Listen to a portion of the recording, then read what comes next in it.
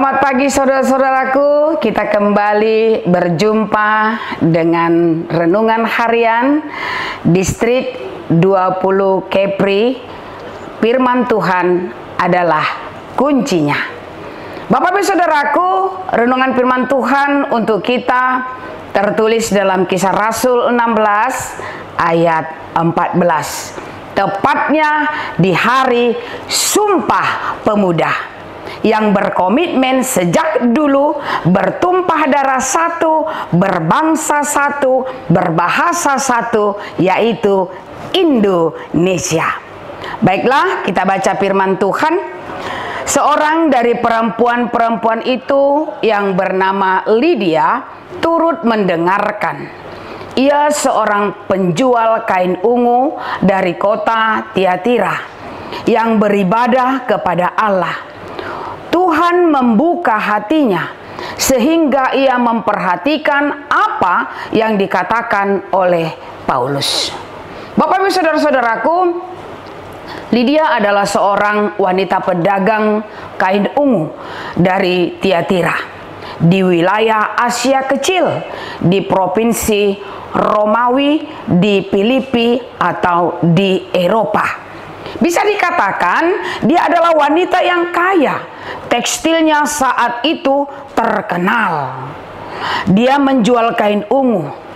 Saat itu kain ungu adalah kain yang berkualitas dan kain yang mahal, dan kain yang selalu dipakai oleh status bangsawan.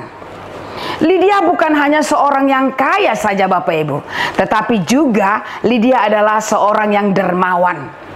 Maka dari itu saudara-saudaraku, Roh Tuhan memimpin Rasul Paulus mempertemukan kepada Lydia, dan melalui dia pintu terbuka bagi pelayanan di wilayah itu.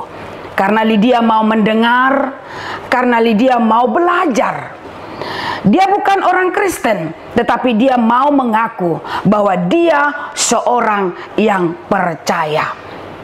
Dia atau Lydia membukakan rumahnya untuk Paulus, untuk firman Tuhan.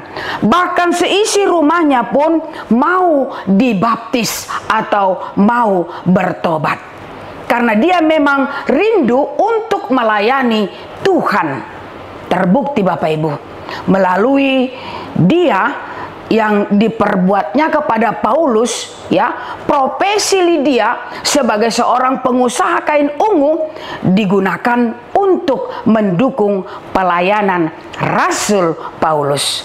Walaupun dia belum kenal kepada Rasul Paulus, tetapi Lydia mengajak Rasul Paulus menginap, beristirahat, menumpang di rumahnya.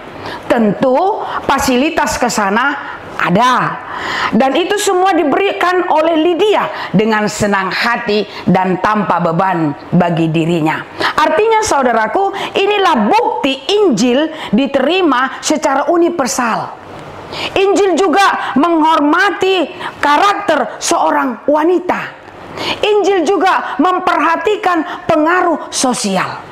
Maka dari itu saudaraku, ada 3 poin yang kita lihat dari sosok seorang Lydia.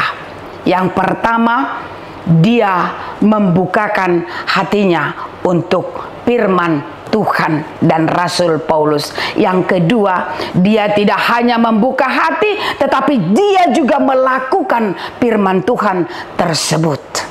Dan yang ketiga, dia juga merindukan firman Tuhan dalam kehidupannya.